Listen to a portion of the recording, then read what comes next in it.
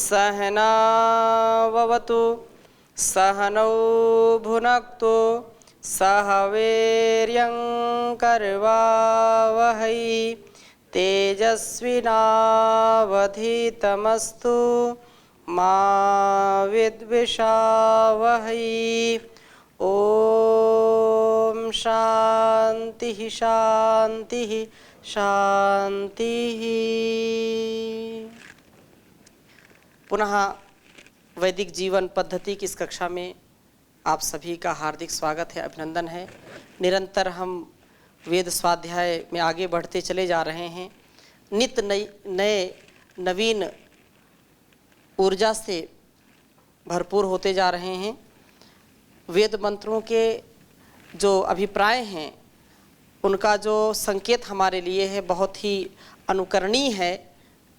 यह वेद का ज्ञान जो हमारे प्रत्येक व्यवहार को, शरीर को, संसार को, जीवन को, जगत को सुंदर बनाने के लिए ईश्वर ने हमको दिया है, तो हम यदि नित्य प्रति इसको सुनते हैं, समझते हैं, थोड़ा सा समय देते हैं इसके लिए, तो ये बहुत बड़ा उत्थान का कारण बन सकता है हमारे। यूँ तो संसार में कितना समय हम अनावश्यक कार्यों में खो देते हैं, सोने में कितना समय चला जाता है, लेकिन यदि सत्संग की बात की जाए तो जिनको रुचि नहीं है उनको बैठने में बड़ी परेशानी हो जाती है, सुनने में परेशानी हो जाती है। परंतु सज्जनों की संगति को ही सत्संगति कहते हैं। वेद की वाणी इन कानों में पड़े, इसलिए परमात्मा ने कानों को बनाया है कि हम अच्छे शब्द सुने। भद्रम करणे भी श्रृणयाम देवा, ऐसा कहते हैं कि हम जो भी इन कानों से सुने, कैसा सुने? भद्र सुने। जो भी सुने ज्ञान पूर्वक सुने, ज्ञान पूर्वक उन शब्दों को सुन कर के अपने आचरण में भी उतारें। कोई गलत शब्द भी यदि पड़ जाएं तो उनको सुनते हुए भी ना सुनने जैसा हमारा व्यवहार होना चाहिए। और अच्छे शब्द सुने हैं तो उनको आत्मसात करने का पूरा प्रयास करना चाहिए। इसलिए बहुत ही सुंदर मंत्र आपके सामने मैं प्रस्तुत कर रहा हूँ कि हमारे शरीर में ये परमात्मा ने जो यंत्र बनाए हैं, जो अलग अलग स्थानों पर अलग अलग जैसी स्थितियों में किए हैं, हनु व नासिका का ठीक व्यापार हो। हनु हमारा जब ठीक चलता है तो भोजन को हम अच्छा चबाते हैं, और भोजन अच्छा चबा करके फिर वो हमारे आंतों तक पहुंचता है, वहाँ फिर उसका दूसरा प्रोसेस होता है, तो वो भी बहुत अच्छा होता है। अक्सर हम क्या करते हैं, जल्दबाजी में भोजन खा जाते हैं, जो है दांतों वाला काम फिर आंतों को सौंप देते हैं। दांतों से बहुत बारीक करके भोजन पहुंचना चाहिए अंदर, लेकिन वो दांतों क्या हमारा ही आलस से, दांतों को कितना उनको तो करते रहो, चबाते रहो। 32 बार तो कम से कम एक निवाले को चबाना चाहिए, ऐसा कहते हैं। 32 दांत होते हैं ना, किसी किसी के हो सकते हैं 33-34 भी हो जाएं, लेकिन 32 तो कम से कम होते हैं। तो 32 बार एक निवाले को चबाया हुआ जो निवाला जो भोजन जाता है, उससे हमारा जो आंत है ना, उसको ज़्यादा उसमें परिश्रम नहीं करना पड़ता है, वो बहुत अच्छा होता है। और नासिका के लिए भी वो ठीक व्यापार इसका हो सके, तो इसके लिए बहुत सुंदर वेद मंत्र आता है, और इसको हम समझेंगे, फिर वैसा आचरण भी करेंगे। एक बार लिखेंगे इसको।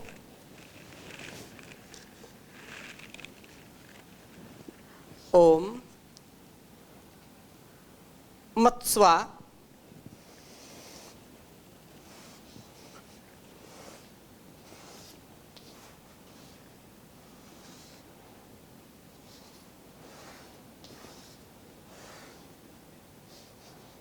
ओ मत्स्वा सुक्षिप्र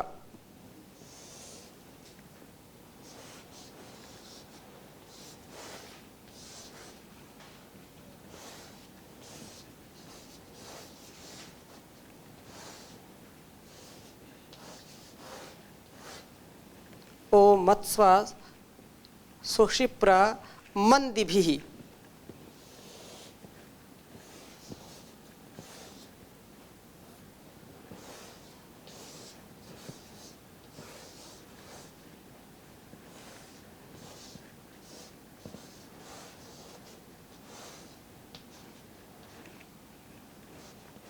मंदिभिः स्तोमेभिर्विश्वचर्षिणे।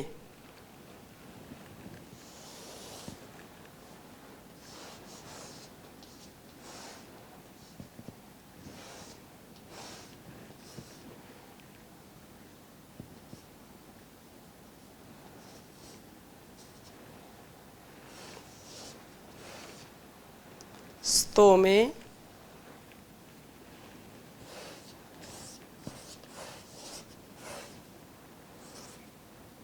स्तोमेभिर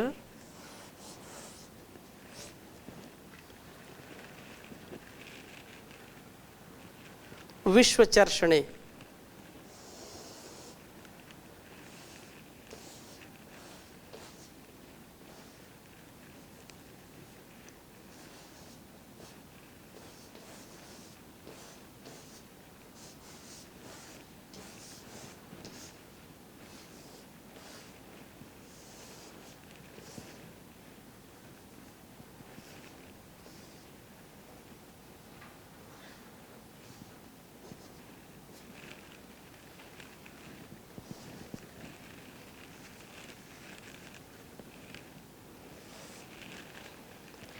सचैषु सवनेष्वा।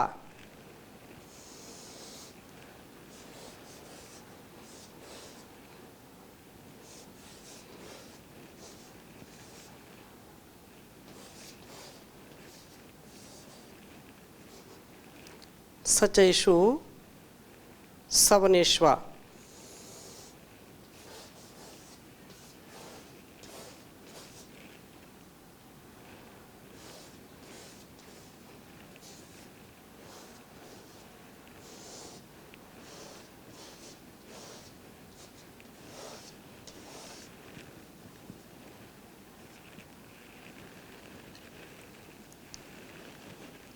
उच्चारण करेंगे। ओम मत्स्वा सुषिप्रा मंदिभिः स्तोमेभिर विश्वचर्षणे सचैषु सवनेष्वा। ओम मत्स्वा सुषिप्रा मंदिभिः स्तोमेभिर्विश्वचर्षणे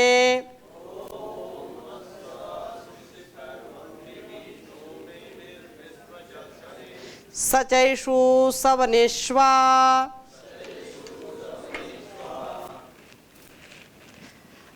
वेद मंत्र थोड़े से जब अभ्यास में नहीं होते थोड़े कठिन लगते हैं, क्योंकि अभ्यास में नहीं है। जब अभ्यास पे आते हैं तो ये सरल हो जाते हैं।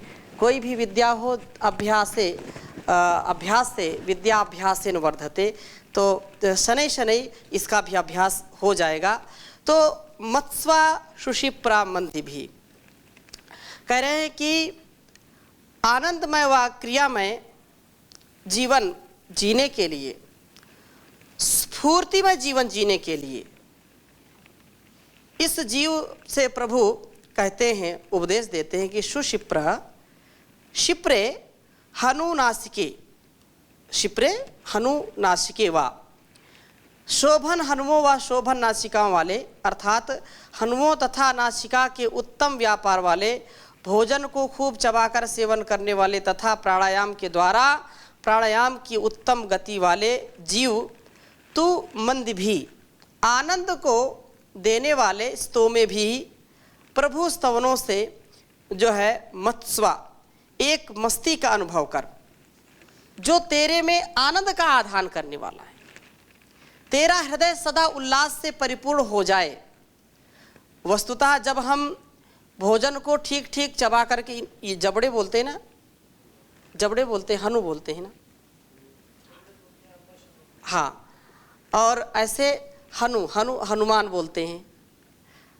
हनु वज्र का जो है उनको पड़ा था, तो तब से उन्होंने उनको सहन कर लिया था, तब से उनको हनुमान बोलने लगे। ठीक है,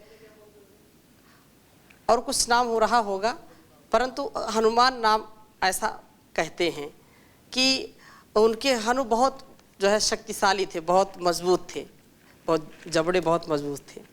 तो जब इसके बाद नासिका का व्यापार अर्थात प्राणा याम की गति होगी, प्राण आपान जो है प्राणों को लेना और छोड़ना, प्राणवायु लेना और कार्बन डाई को छोड़ना, ऑक्सीजन लेना छोड़ना।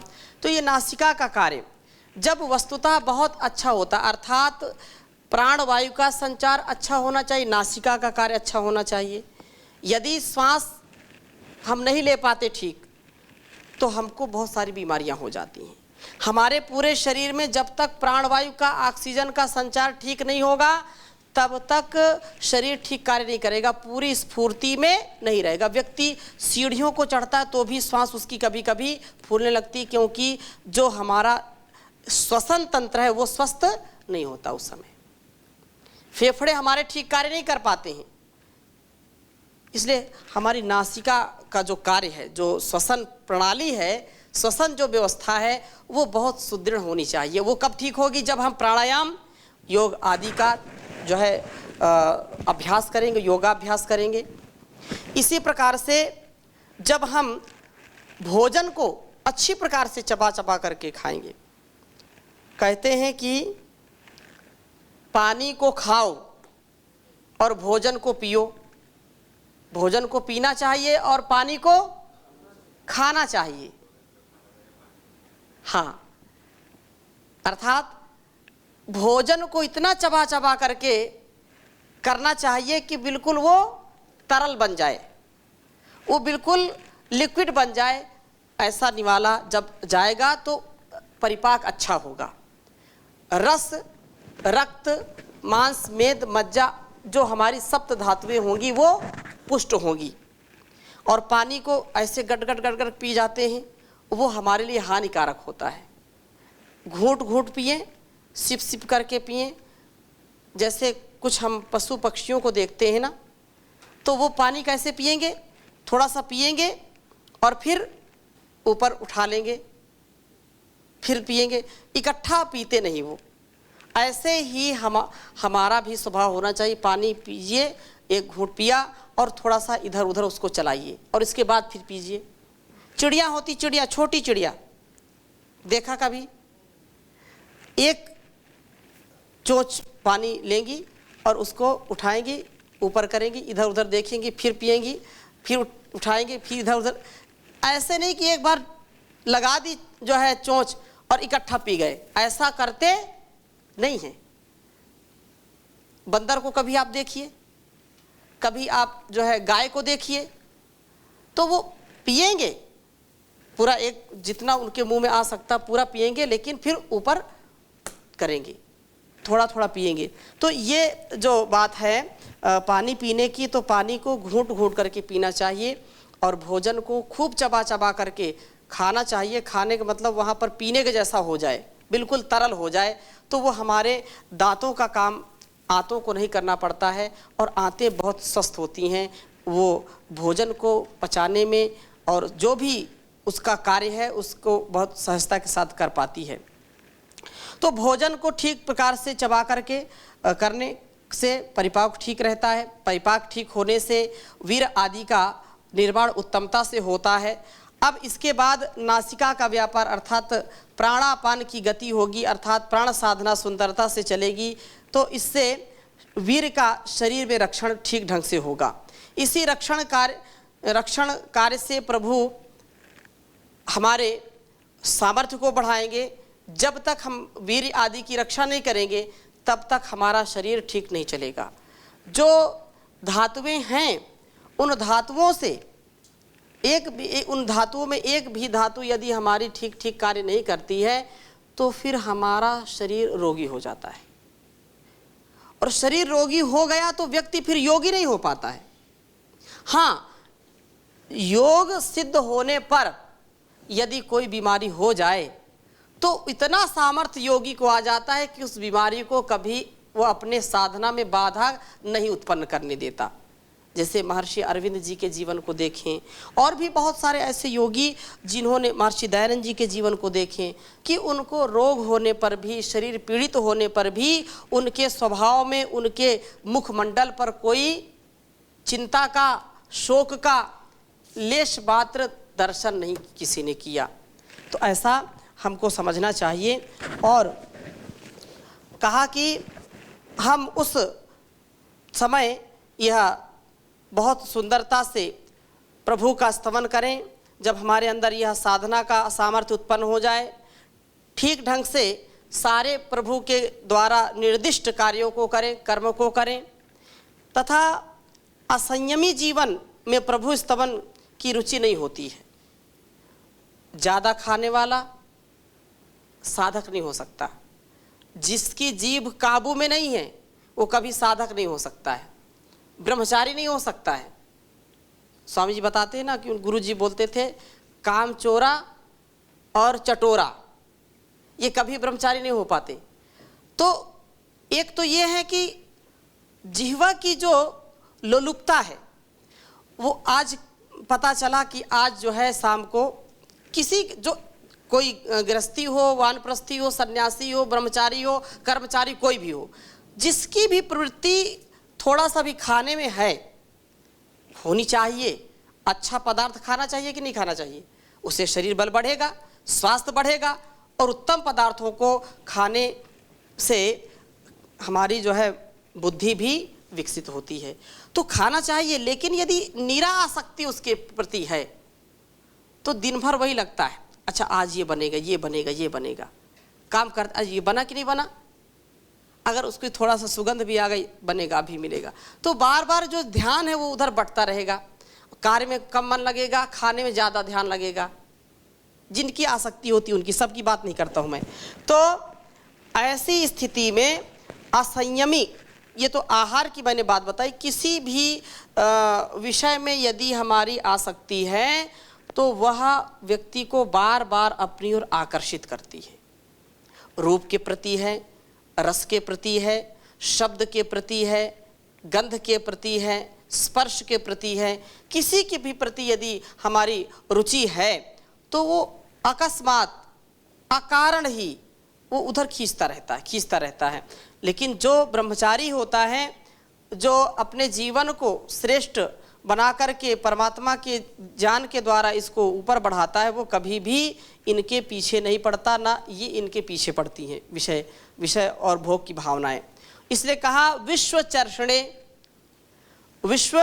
चर्षणे सब मनुष्यों का ध्यान करने वाले स्तोता तू एषु सवनेषु। जो कहा एषु सवनेषु, ये जो हमारे जीवन का विशेष महत्व है, सचैषु सवनेष्वा, अर्थात सवनेषु इन जीवन के इन प्रातः सवन होता है, माध्याह्न दिन सवन होता है और सायं सवन होता है। 3 सवन कहलाते हैं। कौन से सवन? प्रातः सवन, मध्याह्न दिन सवन और सायं सवन। तो जो प्रातः सवन है, प्रातः सवन मतलब बाल्य अवस्था, और जो माध्याह्न दिन सवन है वो यौवन अवस्था, और जो सायंतन सवन है वो क्या है? वार्धक्य, जो वृद्धावस्था। इनके जो है प्रति सचा साथ जो है सोम के साथ रहता हुआ, अथवा सच समवाये, सोम का अपने में समवाय मेल करता हुआ आ, अर्थात तू हमारे प्रति आ मतलब आगच्छ। आ माने यहाँ पर क्या है? आगच्छ। सनेश्वा कहा ना, सनेश्वा, तू हमारे पास आ। ऐसी भावना के साथ, ऐसी कामना के साथ हम यदि जीवन को जीते हैं तो यह भोजन जो हमारे जीवन का सार है, इसके बिना हमारा जीवन बेकार है, निराधार है। अन्न से ही हमारा जीवन चलता है कि नहीं चलता है? अगर अन्न नहीं है तो पढ़ाई में भी मन नहीं लगेगा, अन्न है तो मन लगेगा, अन्न के बिना मन भी नहीं लगता। अन्नमय कोश, फिर क्या है? प्राणमय कोश, फिर मनोमय कोश, विज्ञानमय, और तो कुल मिला करके अन्न इसके आधार है। अन्न क्या है? आधार है। अन्न के बिना प्राण चलेगा क्या? राम नाम सत्य हो जाएगा। अन्न नहीं तो कुछ भी नहीं, अन्न है तो टनाटन है, नहीं तो सनासन है। तो अन्न का यदि हम ठीक ठीक सेवन करते हैं, अन्न के द्वारा हम अपने जीवन को श्रेष्ठ बनाते हैं, शरीर को बलिष्ठ करते हैं, तो ये बहुत सुंदर है। और भोजन को चबा करके अच्छी प्रकार से करना चाहिए। भोजन के परिपाक एवं वीर निर्माण में सहायक और प्राण विद्या को सीख करके, प्राणायाम करके हम इसको अपने जीवन में वीर की रक्षा करें। वीर का रक्षण होने पर ही मनुष्य को प्रभु स्तवन में आनंद अनुभव होता है। यह व्यक्ति स्वार्थ की वृत्ति से ऊपर उठ करके सभी का ध्यान करता है। बाल्यकाल, यौवन काल, वार्धक्य में सोम के साथ रहता हुआ प्रभु को प्राप्त करता है, नहीं तो स्थिति बड़ी खराब हो जाती है। फिर यदि भोग के प्रति हमारी प्रवृत्ति हो गई तो बचपन भी ऐसे चला गया, जवानी भी ऐसी चली गई और बुढ़ापे में कुछ हाथ नहीं आएगा, तो बुढ़ापे में फिर व्यक्ति पछताता है, बहुत जो है परेशान होता है, चिंता। आचार्य शंकर जैसा कहते हैं, बालस्तावत् क्रीडासक्तस् तरुणस्तावत् तरुणीरक्ता वृद्धस्तावत् चिन्तामग्नः परमे ब्रह्मणि कोऽपि न लग्नः भज गोविंदम भज गोविंदम भज गोविंदम मूढ़मते। तो जो प्रातः सवन है और मध्याह्न दिन सवन है और जो सायंतन सवन है, उन तीनों अवस्थाओं में हम सोमपाई बने, हम जो है उत्साह से परिपूर्ण हो, हम ब्रह्मचर्य से परिपूर्ण हो और बचपन से लेकर के अंतिम श्वास तक हमारी हनु और नासिका ठीक ठीक काम करे। फिर बाद में क्या होता है, दांत सब झड़ गए, चल नहीं पाते, फिर देख नहीं पाते, नासिका में सूंघने का सामर्थ्य चला जाता है, प्राणायाम भी नहीं कर पाते, तो वो स्थिति बहुत खराब होती है। हमारा प्रत्येक जो कुछ भी हमको परमात्मा से मिला, इस पे अहंकार नहीं करना चाहिए। हमारा शरीर और ये संसार सब हमारे लिए दिया परमात्मा ने, इसलिए कहा धारा मन धाम पाकर मित्र इतराना नहीं अच्छा, किसी को स्वार्थ हित संताप पहुँचाना नहीं अच्छा। धारा मन धाम पाकर मित्र इतराना नहीं अच्छा, किसी को स्वार्थ हित संताप पहुँचाना नहीं अच्छा। किसी दुनिया बेचारे की पीर को मेट तो जाने, अकेले स्वर्ग का आनंद भी पाना नहीं ये अच्छा। नदी का शुद्ध मीठा जल बना पड़ सिंधु में खारा, नदी का शुद्ध मीठा जल बना पड़ सिंधु में खारा। पतनकारी कुसंगत में कभी जाना नहीं अच्छा। धरा मन धाम पाकर मित्र इतराना नहीं अच्छा।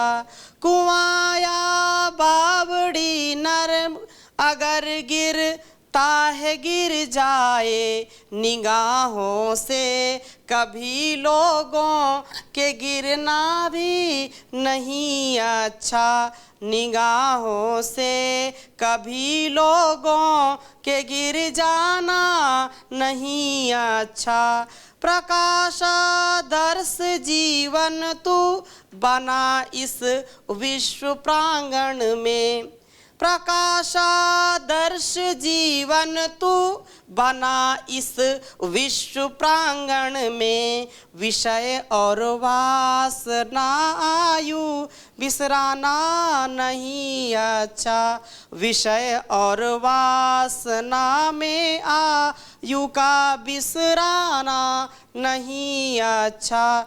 धरा धन मान पा कर के यहाँ इतराना नहीं अच्छा। तो हम इतराते हैं, जो ये जीवन मिलता है इसको हम बिल्कुल ऐसे गवाते हैं, ये बिल्कुल गवाने के काबिल नहीं है। इसलिए कहते हैं ये नर्तन तुझे जो मिला है यूं ही गवाने के काबिल नहीं है, तेरा हर श्वास अनमोल हीरा जो लुटाने के काबिल नहीं है, ये नर्तन तुझे जो मिला है।